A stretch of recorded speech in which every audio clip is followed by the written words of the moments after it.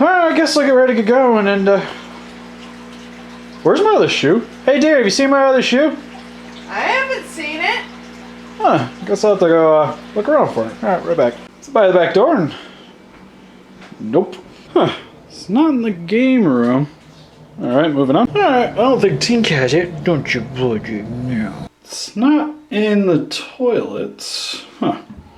Where is my goddamn shoe? Hey guys, welcome to Super Important Reviews. My name's Steve, and today I'll be going over the Neca Pacific Rim Deluxe Class Kaiju Otachi. I've been highly anticipating this figure for a while now, because other than Knifehead, this is my other favorite Kaiju from Pacific Rim. Because the main reason I like Knifehead is mainly because of that whole fight scene and just the presentation of it being highly reminiscent of a Godzilla film, while he was just pure badass in a Kaiju like. She crushed Crimson Typhoon's head. She was a part of the epic gangbang that was Cherno Alpha, and when she was stalking Eureka Striker in the bay, and just how epic her hog ground brawl battle was just in general. So needless to say, I needed this action figure in my life, and I'm hoping this guy was worth the purchase. So without further ado, for the packaging, looks pretty much the same as what we got with some of the other newer Kaijus with the more box instead of the normal clamshell packaging, which is actually really sweet because this guy's freaking ginormous. I also like how they kind of got the big Mama Otachi in here, and then they got the little baby kind of just up at the forefront, which is pretty nice. Nothing really seen inside the packaging except for in the back. It's got a little bit of the background we've seen with a lot of the other Yegas and Kaijus and whatnot, the Destruction City, so that's pretty neat. And for the front, you just get a nice concept image of Otachi here at the bottom. Includes baby, already gone over that. For the side of the packaging, just gives you a nice image of the figure in the packaging. Kind of wish it would tell you the category on here, because even at the top of the packaging, it doesn't tell you anything about that either, so that would have been kind of a nice little tidbit to add to this box. And what's nice actually on this side of the packaging is it actually has a different image of him doing his like Hakalugi move, so that's pretty sweet. For the back of the packaging, again, Hakalugi move, tells you his tail is fully articulated, which is going to be, has interchangeable tongue and 30 points of articulation, and some legal mumbo jumbo. So, it's going to open up out of his cardboard prison. So now that we got Otachi open up out of her prison, she looks this. Oh man, this figure is gorgeous.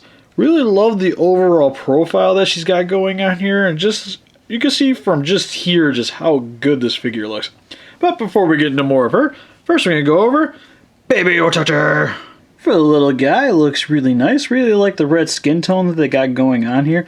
But towards the back, it starts fading off into this kind of purplish color, which looks really nice. Gives it this, awkward to say, this kind of fetus look to it. And you can see it's got the umbilical cord right underneath there, which is very eerie, but very cool that they added that to the figure.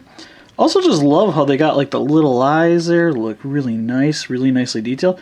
And even has the blue paint in there to kind of convey the light upness that this monster had when you see it come out of her mother. Kind of wish there was a way to have it connected to the mother though. Maybe like a little bit of a longer umbilical cord just so he's kind of crawling out of her, but still cool nonetheless. What's actually really cool about this too is it's actually articulated, which for the head can rotate left and right.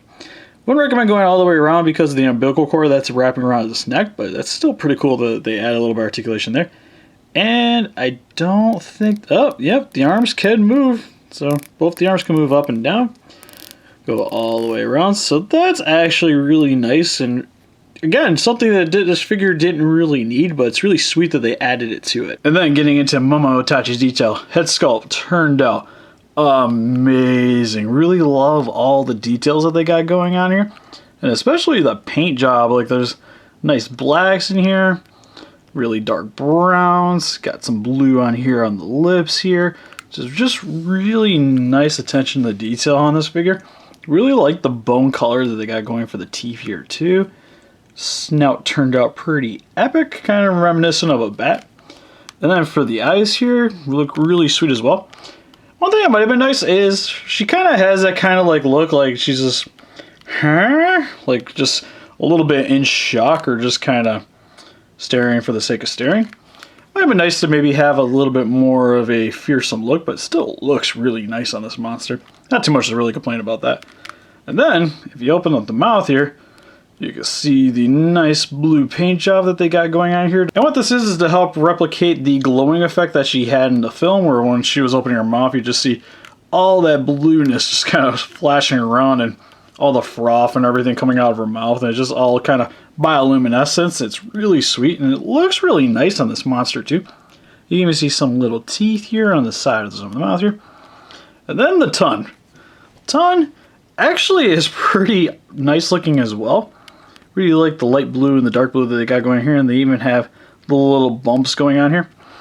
And then what you can do is that if you get the tongue out of here, what she has is she can do her little spit effect where she's all like, where she has this extra piece that she comes with, which what you have to do is remove the tongue, which I'll show you guys how to do in a second.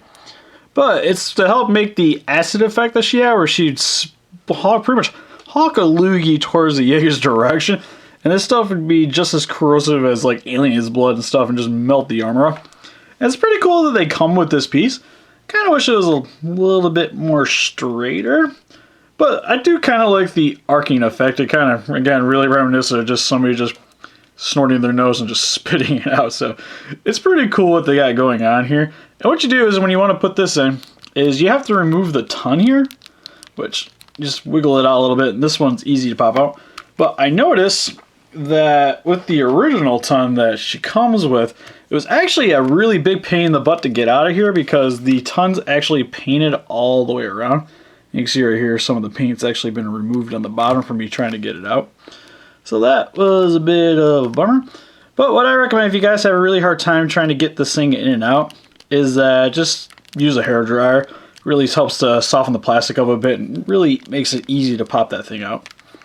Then if I can get it in there. And then coming along the back here looks really nice as well.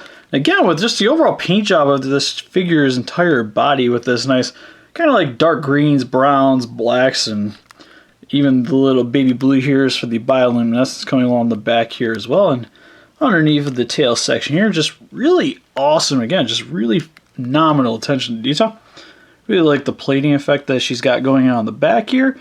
And even each of those are sculpted as well, and has this nice bark look to it, which gives it this nice scaled armor look to it, which is really nice. And then same with the arms here too, kind of have this nice crocodilian scaling effect going on along here. And you can see here she's got her nice folded in wings, which we are actually going to be getting in Otachi with the actual wingspan that's coming out. So that figure actually probably on the shelf is going to look a little more epic than this guy is with the way his arms are sitting right now. So the way she's set up right now is I actually think a really nice diorama piece as well, especially if you have all the Jaegers. This one would actually look really fantastic with it. And also I heard that her parts are also interchangeable with the new one that's coming out too. So that's actually really cool. Then getting back to the figure, her wing membranes are black with this dark blue on the inside of there. Which look pretty cool. And then for her hands, these things just look gnarly. Really like how the sharpness of the nails are, which these things stick out actually pretty far, which is pretty awesome. Even has some detailing under here of the palm of the hand, which is really awesome. And then we got the sack, where you got these venom kind of bulbous sticking out of the sack, which look really awesome. Again, really like this baby blue that's got going on here. Really helps to make the figure stand out because overall it's kind of a plain color scheme, but once you start seeing all this, it really just helps to make it pop. And then moving down with the rest of her chest here, you'll see that she has her cut marks that she sustained from Crimson Typhoon when they were having their little skirmish. And I really love how they did the paint here, where they have the nice blue on top here, and it has a darker blue on the inside, and a little bit of whites kind of strung about here and there. Just again to kind of make this glowing effect, which is really awesome. Has these little yellow triangles coming down here, which is a little offsetting, but it's not too bad. And then for her back legs, look pretty cool as well. Have this little talon right here. Also has this ginormous plate, and she is smacking the camera. And then her back of the Kaiju feet. And then for her tail here, what's actually awesome is that it's articulated. No more bendy tail. Or at least for this figure. Which I personally love this, because it makes her very reminiscent of what we get with the SH Monsters line with their tails. Where each of them have their own little segmented joints and ball joints. So she actually gets a decent amount of play to it, which is really awesome. I also really like how they got these little jet black spikes sticking out of the bottom here. Looks really nice as well. I'll just give you guys a little bit better look of the underneath of Otachi's tail. And then you have the pincers on the back, which have this nice baby blue going on the inside of here, and more of the bone colored teeth here, which is really neat. And then what's also cool is we're actually going to start this backwards with the articulation. Is that for this, when you pull one of these little pincers apart, if I can get it to go, it actually spreads all of them out because it has this kind of gear section going on the inside of here. So she actually has a lot of play back here, which is really cool. So you don't have to sit here and fiddle with every single one of these joints to get it to move back and forth, which I personally really love about this figure as well. And just to give you guys a better look at the inside of the pincer's mouth here. Has this nice baby blue on here again, just to really help make the light up effect look really good on this figure. Even though sadly, it would have maybe been nice to see some kind of light up effect on her, but I do love the paint job nonetheless, so trying to mimic that. And for the rest of the tail is fully articulated. Can move up about that far, down about yay far. Popped it out, which is actually something that's pretty easy to do, because when you get it out of the packaging, this is actually not attached, so you have to insert yourself, and this actually didn't really need a hairdryer to put back in, which is really nice. But for articulation, she can go about that far to that side, about that far to yay side. Then for the hind legs, can move forward about yay far because it gets kind of in the way of the arm here. But you can actually pretty much get it all the way around if you mess around with it a bit, which is really nice. Can also move in and out a little bit. Has a rotation here at the knee. Has a bend at the knee. And then for the feet, can move forward, which is really hard to show. There we go. Then can move back. And also has a rotation. So it's got a decent amount of play with the legs here, which is really nice. And then for her arm, can pretty much rotate all the way around. Can move in and out. And actually pretty nice range of motion, which is something I actually been pretty impressed with her, because compared to a lot of the other kaijus, their movements are a little bit stiff and hindered a lot. Generally because of the way the sculpt is, just make the figure look good, you kind of have to hinder it a little bit with the way they've been doing articulation. But she actually has also a really nice bend at the elbow. Also can rotate all the way around, so a lot of play there. And then for her hands, can rotate all the way around and has a little bit of play to it going side to side, but not a whole lot. And then for her body, which is probably actually the more disappointing part of the articulation, is it can move side to side a little bit, but nothing too crazy because of the way the plastic's molded. And can move a little bit side to side back here, but nothing too crazy. Same with the upper part of the neck here. Move a little bit side to side.